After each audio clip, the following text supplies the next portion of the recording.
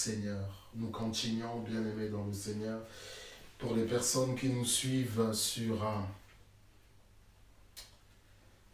Facebook, nous nous excusons. Pour les personnes qui nous suivent sur Facebook, nous présentons une fois de plus nos excuses. Voilà, nous avons un petit souci avec le matériel qui a du mal, bien-aimé, à rester en veille. Et donc nous devons veiller à ce que ce matériel bien-aimé, donc excusez-moi pour la reprise, ne se mette pas en veille. Voilà, que le Seigneur soit glorifié, que le Seigneur soit glorifié. Bien-aimés dans le Seigneur, nous avançons. Nous avançons, bien-aimés dans le Seigneur. Notre thème annuel, vous le connaissez, Dieu veut te faire du bien. Dieu veut te faire du bien. Ça, les amis, c'est notre thème annuel. Dieu veut te faire du bien. C'est là notre thème annuel, frères et sœurs. À vous qui nous suivez, c'est notre thème annuel. Dieu veut te faire du bien. Alors, bien-aimés dans le Seigneur, c'est dans le livre de Genèse, chapitre 32, versets 9 à 10. Nous allons le lire, bien-aimés.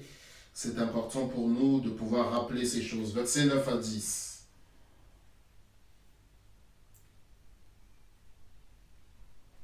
Livre de Genèse, chapitre 32, versets 9 à 10. La Bible dit ceci, bien-aimés dans le Seigneur.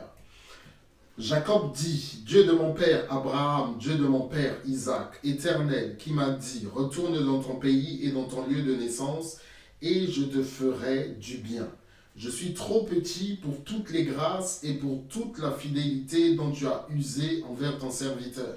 Car j'ai passé ce Jourdain avec mon bâton et maintenant je forme deux camps. Alléluia. Et maintenant je forme deux camps. Alors, bien-aimés dans le Seigneur, ça c'est notre thème annuel, mais je rappelle que déjà depuis deux jeudis, deux dimanches, bien-aimés, nous parlons de ce que la tentation du Seigneur Jésus-Christ nous apprend, nous enseigne. Oui, car il y a des leçons, bien-aimés, à tirer de ce qui est arrivé au Seigneur Jésus-Christ. Il y a des leçons, bien-aimés, à tirer de ce que notre Seigneur a vécu. Donc, nous sommes dans le livre de Matthieu, n'est-ce pas? Matthieu chapitre 4, verset 1 à 11. Matthieu chapitre 4, verset 1 à 11. Et Luc chapitre 4, verset 1 à 13. L'évangéliste Marc aussi en parle, mais il n'en parle, bien aimé, qu'en quelques mots, qu'en quelques lignes. Donc là, bien aimé dans le Seigneur, ce que nous allons faire, nous allons donc dans le livre de Matthieu, chapitre 4. Matthieu, chapitre 4, bien aimé dans le Seigneur. Matthieu, chapitre 4, frères et sœurs, vous qui nous suivez, que le Seigneur vous bénisse. Matthieu, chapitre 4. Matthieu chapitre 4, versets 1 à 11. La Bible dit ceci, bien-aimés dans le Seigneur, nous allons lire. La Bible dit, « Alors l'Esprit conduisit Jésus dans le désert pour qu'il y soit tenté par le diable.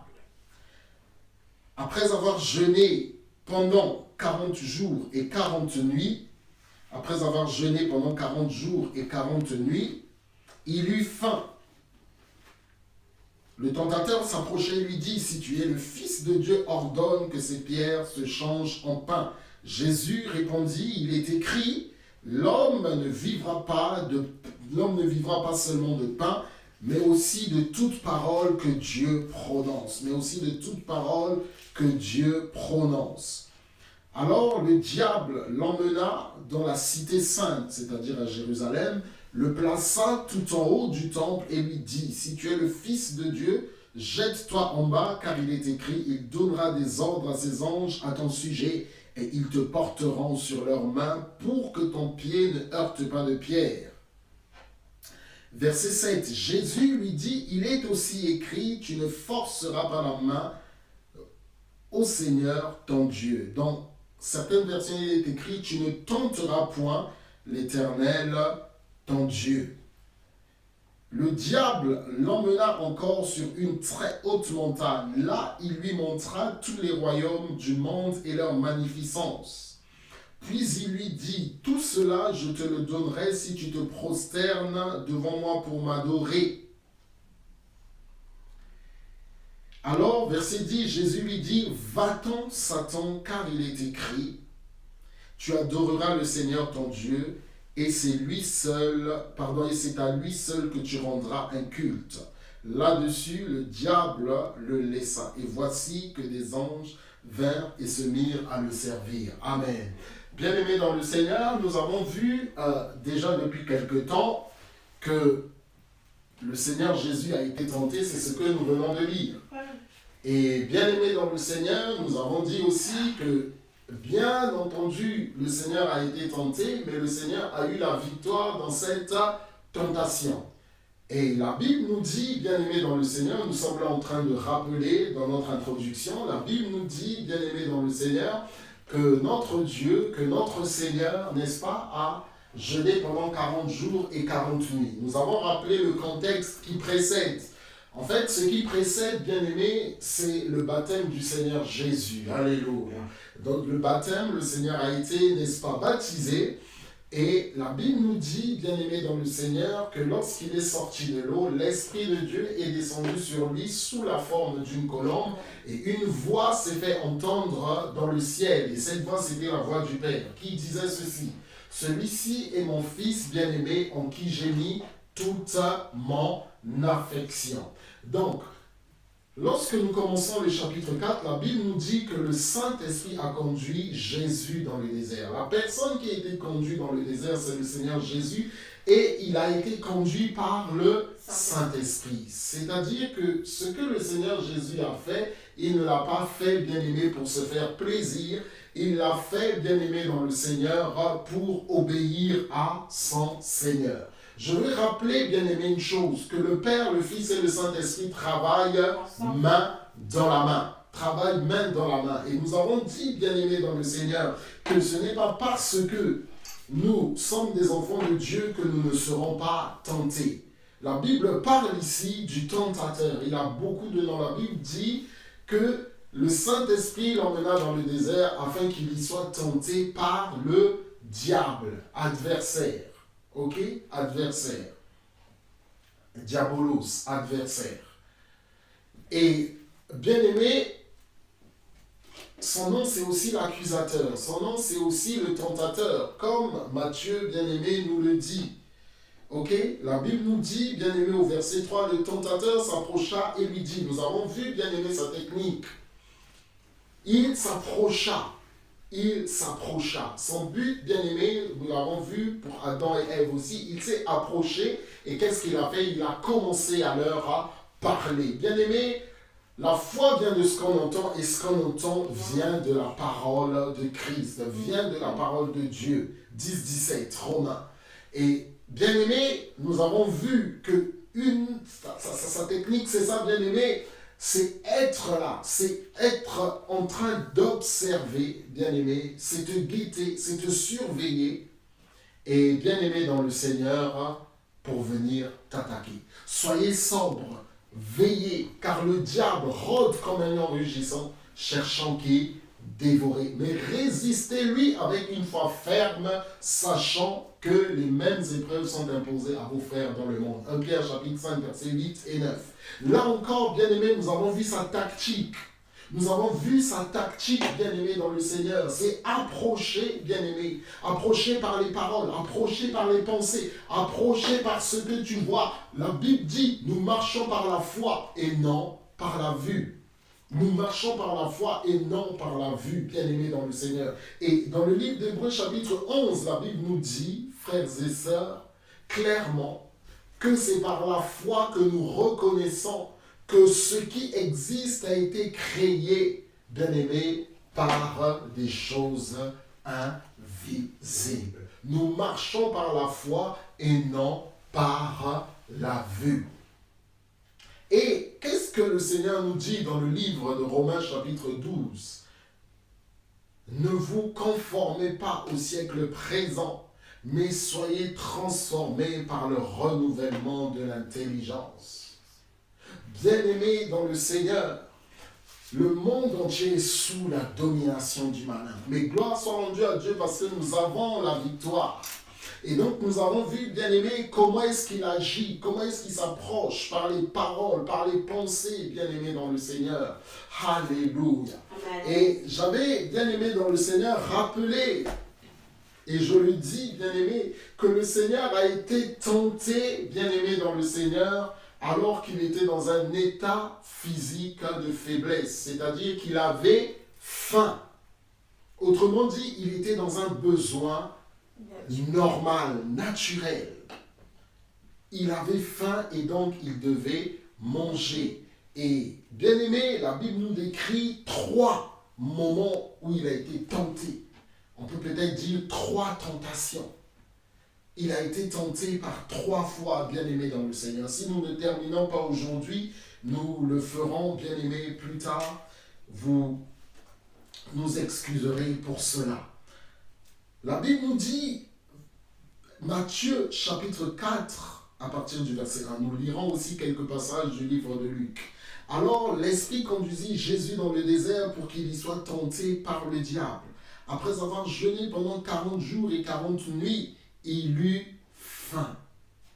Le tentateur s'approcha et lui dit, « Si tu es le Fils de Dieu, ordonne que ces pierres se changent en pain. » Bien-aimés, qu'est-ce que cette tentation nous apprend? La première tentation, bien-aimés, le premier moment de la tentation sur lequel, bien-aimés, le premier moment de la tentation qui nous enseigne, sur lequel nous allons nous appesantir ce matin, bien-aimés dans le Seigneur, c'est l'identité. C'est l'identité. J'avais dit, bien-aimés, l'autre jour une chose, que lorsque le Seigneur nous donne une parole, c'est la vérité. Et cette parole, bien-aimée, va conditionner notre vie, va même conditionner ce que nous allons voir de nos yeux. Va conditionner, bien-aimé dans le Seigneur, ce que nous allons capter avec nos sens. C'est ainsi, bien-aimé, que lorsque le Seigneur va dire à Adam, dans le livre de Genèse, tu pourras manger de tous les fruits des arbres qui se trouvent dans le jardin d'Éden. Mais il y a un arbre, et cet arbre se trouve au milieu du jardin. Ok? Cet arbre se trouve au milieu du jardin. Et cet arbre, c'est l'arbre de la connaissance du bien et du mal. Et les fruits de cet arbre, tu ne pourras pas en manger. Pourquoi? Parce que le jour où tu en mangeras, tu mourras. Et la Bible nous enseigne une chose, que c'était, bien aimé, le plus rusé de tous les animaux, le serpent. Et nous savons que c'est l'image du diable. Lorsqu'il arrive, il dit, Dieu a-t-il réellement dit? Bien aimé, ce n'est pas en vain que le Seigneur avait mis cet arbre au milieu du jardin. Il lui avait donné une place centrale afin, bien aimé dans le Seigneur, que il soit bien vu d'Adam et Ève.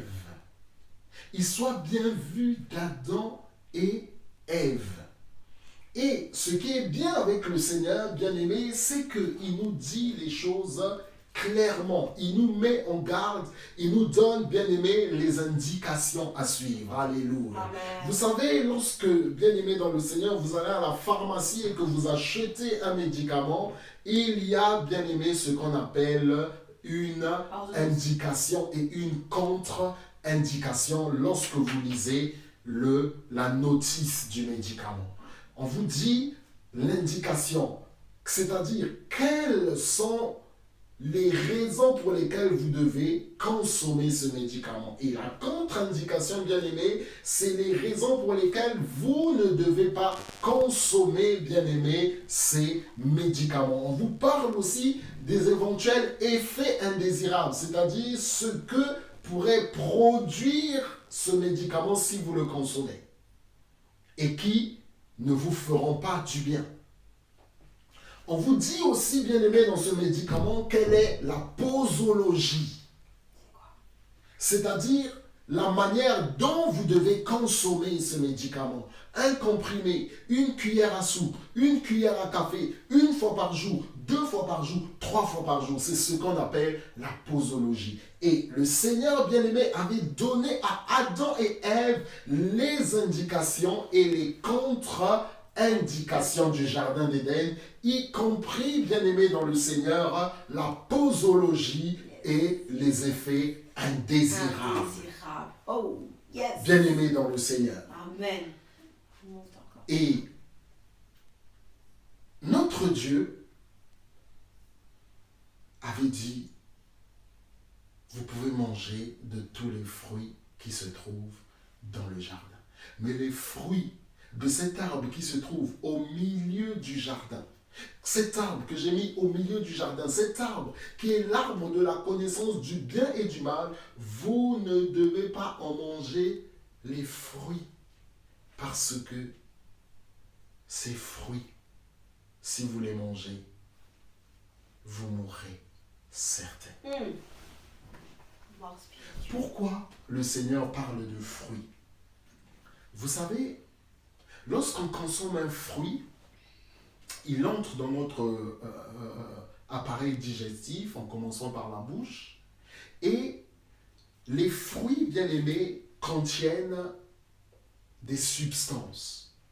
Exemple la vitamine C, exemple la vitamine D, exemple bien aimé du fer, du magnésium. Et lorsque, bien aimé dans le Seigneur, nous consommons les fruits, qu'ils rentrent dans notre appareil digestif, bien aimé dans le Seigneur, notre appareil digestif va l'assimiler. Et tout ce qui est comme, bien aimé dans le Seigneur, substances nutritives, fer et autres éléments nutritifs, sels minéraux qui se trouvent dans le fruit, notre corps va l'assimiler. Et ces éléments bien-aimés vont apporter un plus à notre organisme. Et ce qui n'est pas bon, notre organisme va le rejeter. En fait, cet arbre était dangereux. En tout cas, les fruits de cet arbre étaient dangereux pour Adam et Ève. Étaient dangereux pour Adam et Ève.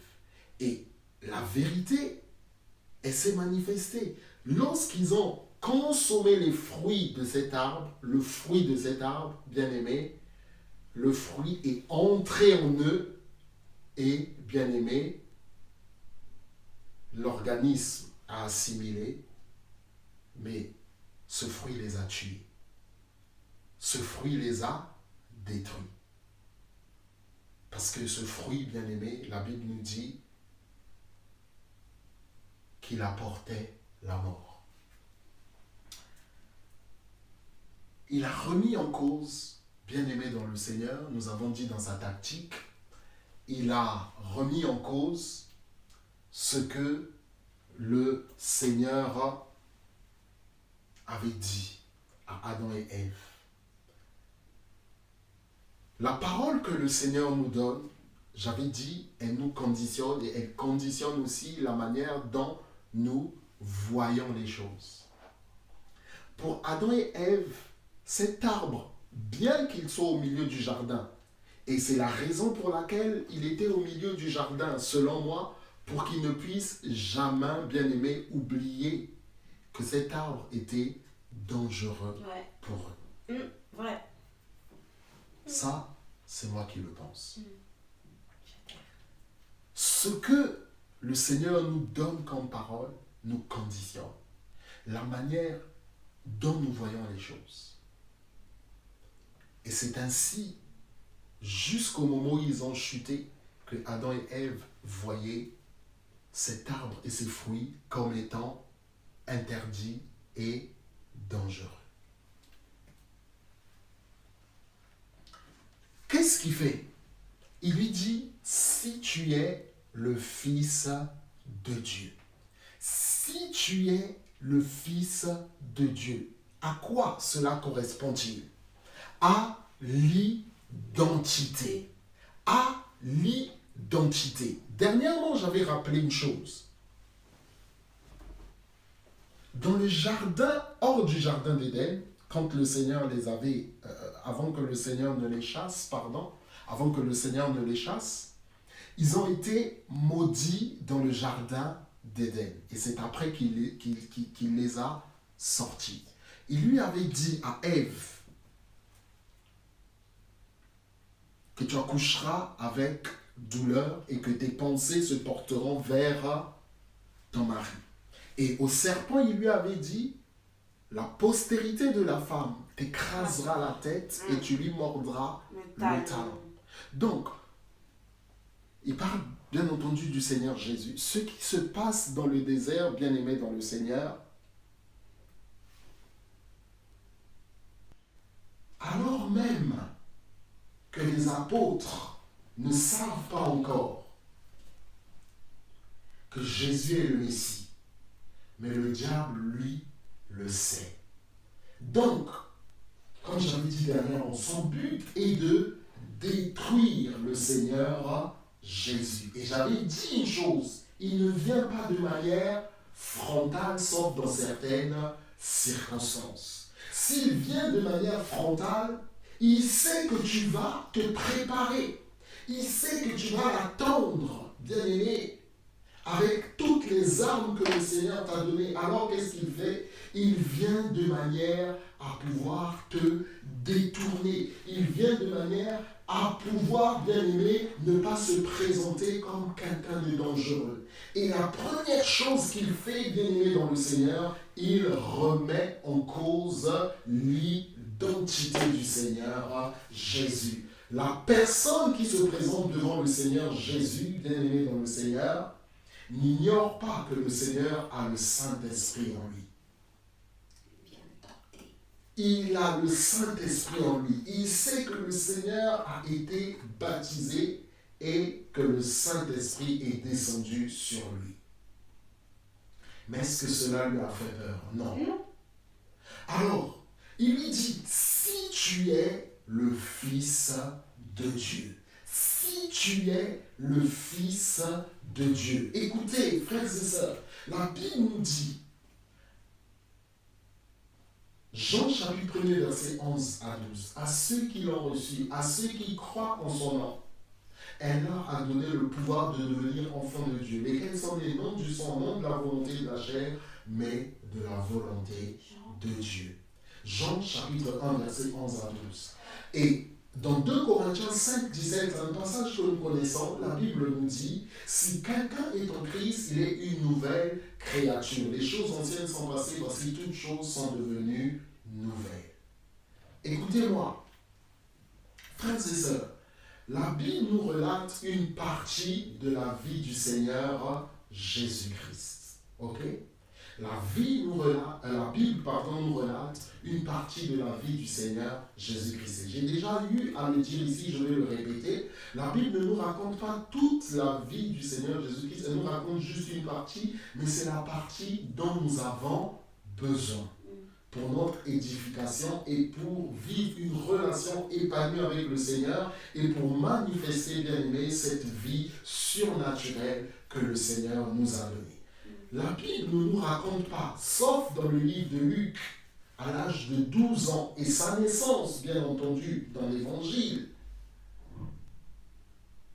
et son ministère public à partir de 30 ans. Mais il y a des choses dont nous ne savons rien de la vie du Seigneur Jésus. Mais écoutez-moi, nulle part la Bible ne nous dit qu'il a été attaqué à ce moment-là. Nulle part la Bible nous dit qu'il a été tenté à ce moment-là. Pourquoi seulement, bien-aimé, le Seigneur est tenté à ce moment-là? Parce que, bien-aimé, il est le Messie qui est en train de commencer sa mission. Parce que, bien-aimé, il a revêtu le Saint-Esprit qui est descendu sur lui sous la forme d'une colombe. Et il lui dit, si tu es le Fils de Dieu, autrement dit, qu'il le tente sur son identité. Amen. Il le tente sur son identité. Qui il est, bien-aimé dans le Seigneur. Qui il est. Tout ce que, bien-aimé dans le Seigneur nous donne. Écoutons. Tout ce que le Seigneur nous donne, c'est par sa grâce. Et il les donne à qui? À ses enfants. Le soleil qui fait lever sur les bons comme sur les méchants, à qui il donne? Il donne à des êtres humains. Créons l'homme à notre image et à notre ressemblance. Mais nous parlons ici des enfants de Dieu. Frères et sœurs, il y a des choses que le Seigneur nous donne, pas parce que nous le méritons. Il nous les donne, bien aimés, parce qu'il est amour, parce qu'il est grâce, et il les donne à ses enfants. À notre identité, bien aimés, sont rattachées plusieurs choses. À notre identité sont rattachées plusieurs choses. Car Dieu a tant aimé le monde, afin que quiconque croit en lui ne périsse point, mais qu'il ait la vie éternelle. Jean 3,16. Donc nous avons une identité. Lorsque, bien aimé dans le Seigneur, le diable vient, et le tente, bien aimé, sur son identité. Lorsque le diable vient, frères et sœurs, et le tente sur son identité, c'est afin de remettre en cause son identité. Si tu es le Fils de Dieu, bien aimé, le Fils n'existe pas. Jamais un Fils n'existe par lui-même. Écoutez, lorsque Jésus, dans son ministère, se présente, il se présente comme étant celui qui est envoyé par son Père et qui dépend de son Père. En remettant en cause son identité, en le tentant, sur son identité, il remet en cause son identité. Si tu es le Fils de Dieu, transforme ces pierres en pain. Mais est-ce que c'est la mission que son Père lui a donnée? Non. En fait, en faisant ça, bien aimé, il veut que le Seigneur Jésus devienne indépendant de son Père, ce qui n'est pas la volonté de Dieu. Alléluia. Il veut que le Seigneur Jésus devienne indépendant, je le répète, ce qui n'est pas la volonté de Dieu. Quand je dis indépendant, c'est-à-dire qu'il fasse les choses par lui-même quand il veut, comme il veut.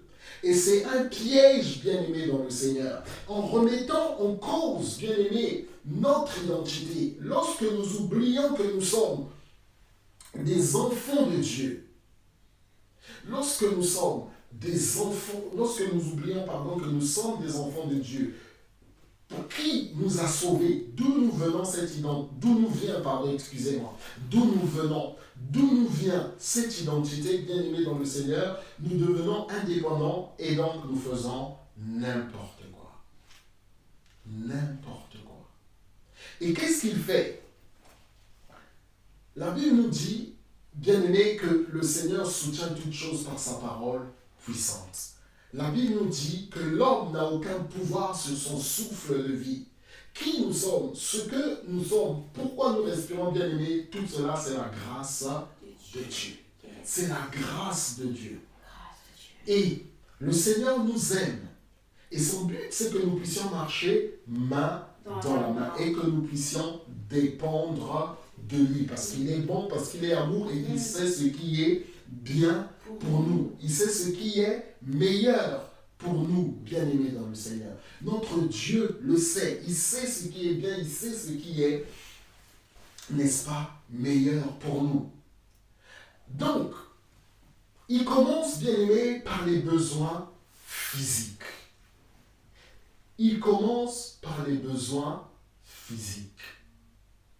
Le Seigneur a dit, ne vous inquiétez pas de ce que vous allez manger et boire, car le lendemain aura soin de lui-même. Le Seigneur nous invite à lui faire confiance. Lorsque nous avons des besoins, Philippiens chapitre 4, versets 6 et 7.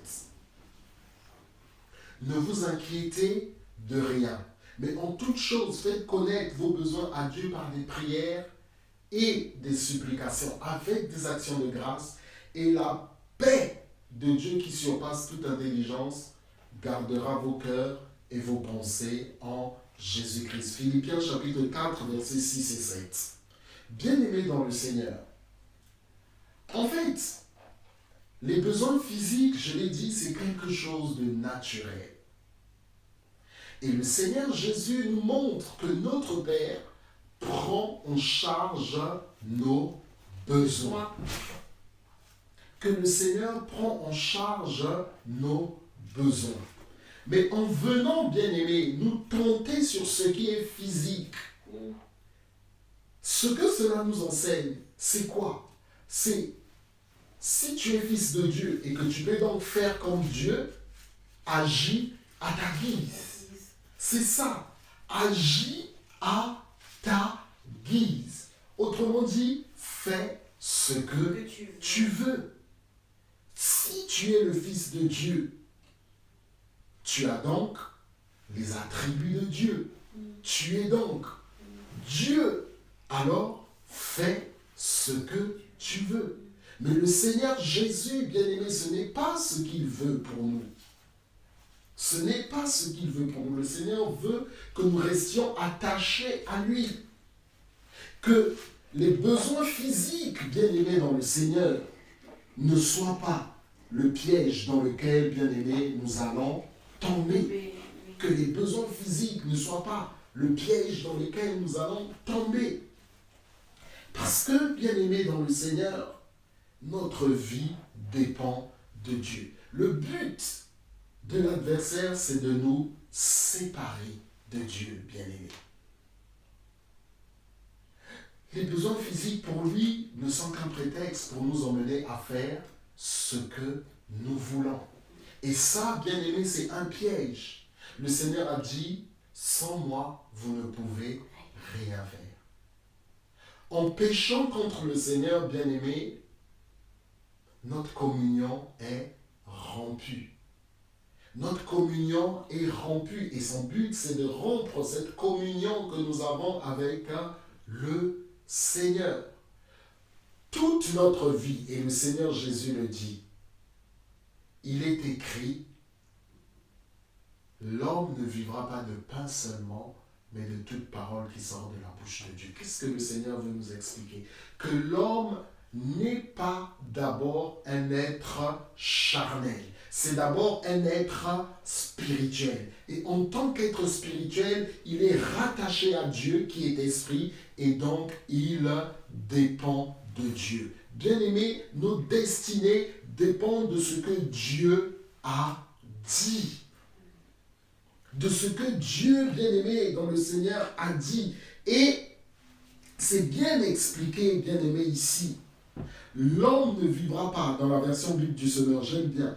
Jésus répondit, il est écrit, l'homme ne vivra pas de pain seulement, mais aussi de toute parole que Dieu prononce. Que Dieu prononce. Je t'aime d'un amour éternel, c'est pourquoi je te conserve ma bonté. En fait, le but, c'est que dans l'immédiat, nous puissions oublier les paroles du Seigneur à notre égard. Le Seigneur Jésus dit, il est écrit.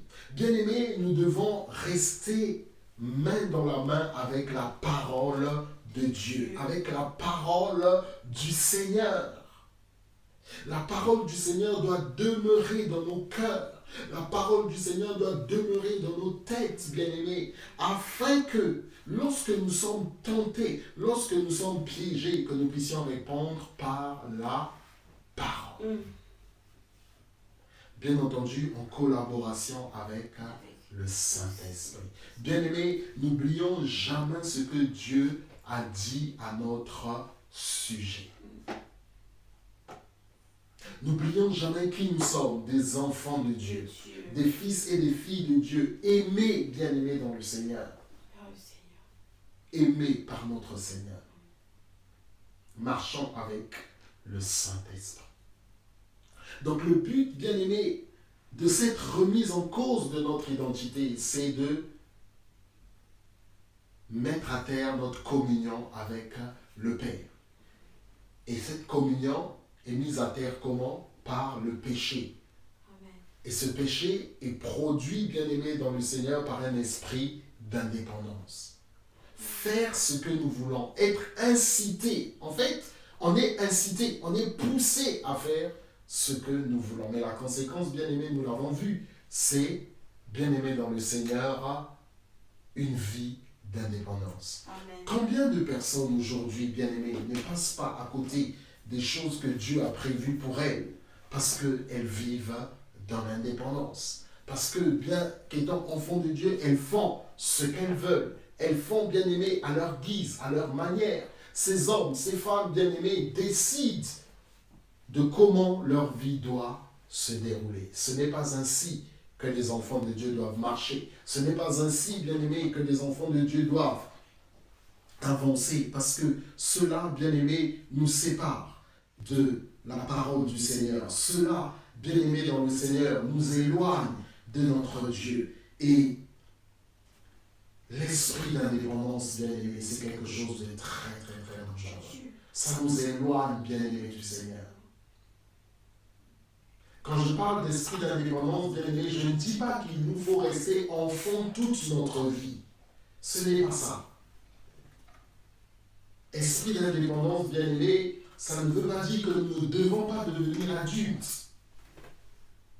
Je parle ici, bien aimé, de dépendre du Seigneur. Je parle ici de dépendre de l'Esprit de Dieu, pas de dépendre des hommes. Parce que le but d'un père, c'est que l'enfant devienne autonome. Mais bien entendu, nous allons toujours dépendre de Dieu. L'autonomie que le Seigneur nous donne, c'est une autonomie, bien aimée, relative. Parce que le Seigneur est toujours en nous. Le Seigneur est toujours en nous. Le Seigneur habite toujours en nous, bien aimés. Attention à l'esprit d'indépendance. Attention, bien aimé, à cet esprit où, bien aimé, parfois, nous avons des besoins. Nous pensons que le Seigneur tarde. Et nous faisons à notre vie. J'ai dit tout à l'heure que sa technique, c'est de venir s'approcher, bien aimé, et de parler, d'envoyer des pensées, d'envoyer des gens, d'envoyer, bien aimé, telle ou telle autre tactique pour nous écarter du chemin. Alléluia. Pour nous éloigner du chemin du Seigneur.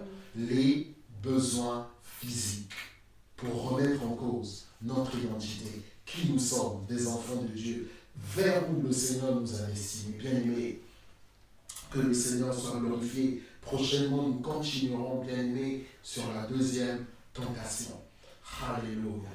Alléluia. Papa, nous te disons merci dans le nom de Jésus.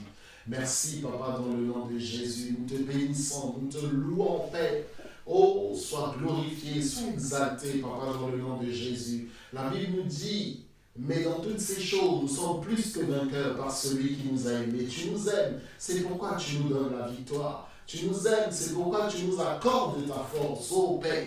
Nous te demandons pardon toutes les fois où nous avons, Seigneur, manifesté une vie d'indépendance. Où nous avons dit, Seigneur, où nous avons pensé que les choses tardaient trop. Où nous avons pensé, Seigneur, que nous devrions faire les choses par nous-mêmes. Et Seigneur, nous sommes tombés dans le piège du serpent. Nous sommes tombés dans le piège du tentateur. Seigneur, nous te demandons pardon pour nous, pour ton Église, pour ta famille, Seigneur.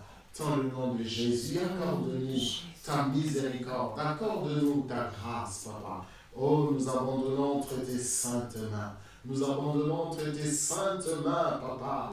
Oui, encore cette journée. Oh, sois exalté. Oh, sois glorifié. Béni sois-tu, Père, dans le nom puissant de Jésus. À toi seul la gloire, la puissance, l'honneur, au siècle des siècles. Amen. Bien-aimés, merci encore, que le Seigneur vous bénisse, que le Seigneur vous bénisse. Nous nous retrouvons par la grâce de Dieu ce soir pour un dimanche, un chant, un message, une entrevue. Que le Seigneur vous bénisse, les amis, et nous vous disons par la grâce de Dieu à ce soir. Que le Seigneur vous bénisse. Merci.